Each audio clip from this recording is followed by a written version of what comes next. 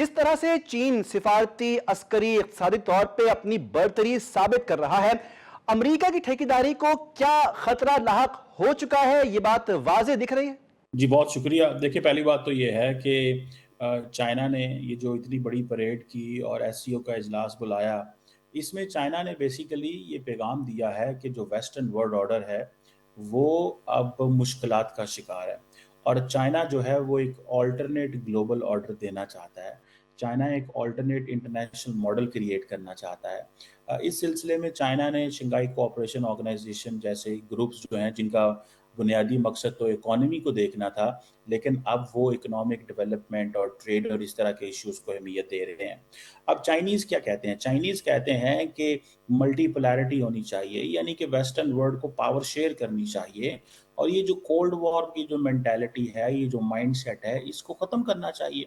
और वो बेसिकली अब ये जो मिलिट्री परेड है, इस मिलिट्री परेड में क्या था? इस मिलिट्री परेड में जो मिलिट्री हार्डवेयर डिस्प्ले पे था, वो तो सीधा-सीधा ये बताया जा रहा था कि जनाब हम तो अगर लॉयल विंगमैन है, हाइपरसोनिक वेपन्स हैं, रिपोर्ट्स हैं, ये सारा कुछ जो है, ये बताता है कि चाइना टेक्नोलॉजिकली कितना आगे जा चुका हुआ है और चाइना जो है, वो अपने पार्टनर्स के साथ है। अब फॉर एग्ज़ाम्पल तकरीबन परेड में 20 से ज़्यादा ममालिक के जो लीडरशिप जो है वो आए हैं, तो उसमें क्या तासुर दिया गया है? उसमें तासुर ये दिया गया है कि दुनिया के ये मुल्क जो हैं ये चाइना के साथ खड़े हुए हैं और उसमें उन्होंने अपनी डिप्लोमैटिक, पॉलिटिकल, इकोनॉमिक और मिलिट्री मसल्स को डिस्प्ले किया है। तो मैं समझता हूँ कि ये चाइनीज़ जो लीडरशिप है, वो काफ़ी हद तक मैसेजिंग करने में कामयाब हो गई है कि चाइना जो है वो एक अल्टरनेट मॉडल क्रिएट कर सकता है थ्रू इंस्टीट्यूशंस,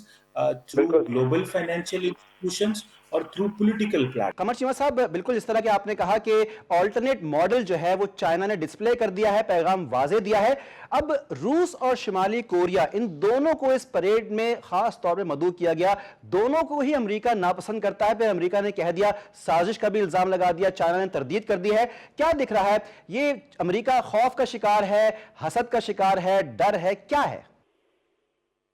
देखिए, अमेरिकन समझते हैं कि देखिए अमेरिका का जो मॉडल है वो बिलीव करता है ऑन शेयर्ड वैल्यूज़। वो वैल्यूज़ जो डेमोक्रेसी के ऊपर बिलीव करती हों, ह्यूमन राइट्स के ऊपर, फ्रीडम ऑफ स्पीच के ऊपर, फ्रीडम ऑफ एक्सप्रेशन के ऊपर, इक्वल अपॉर्च्युनिटी के ऊपर, वो इन चीज़ों को अहमियत देते हैं। लेकिन ज़ाहिर बात है, जो चाइना है, वो तो एक डेमोक्रेटिक कंट्री नहीं है। चाइना समझता है कि हमारा जो इंटरनल पॉलिटिकल मॉडल है या किसी मुल्क का भी इंटरनल पॉलिटिकल मॉडल, उससे हमें कोई गर्ज नहीं है। हम शेयर्ड ग्रोथ की बात करते हैं, शेयर्ड फ्यूचर की बात करते हैं, शेयर्ड स्टेबिलिटी की बात करते हैं, हम इकोनॉमिक एंड कॉम्प्रिहेंसिव ग्रोथ की बात करते हैं। तो बेसिकली वो इस चीज़ को अहमियत दे रहे हैं चाइनीज़ जो हैं और इस सिलसिले में उनके ताल्लुकात रशिया और नॉर्थ कोरिया से हैं। वो कहते हैं जी कि हमें इन किसी मुल्क के इंटरनल क्या मामलात हैं, वो वहाँ पे किस तरह का पॉलिटिकल मॉडल लेके बैठे हैं, हम इस चीज़ में इंटरफेयर नहीं करते। सो इसलिए वो समझते हैं कि हमें नॉर्थ कोरिया हो या वियतनाम हो या रूस हो, हमें इनके साथ अपनी जो शराकतदारी है उसको आगे लेके जाना है और ये हमारे पार्टनर हैं इर्रिस्पेक्टिव कि वहाँ पे इंटरनल कौन सा मॉडल है और हम जो वेस्ट की ये जो अप्रोच है कि नहीं बिल्कुल। जमहूरियत ही होनी चाहिए, वो कहते हैं हम इसको नहीं मानते।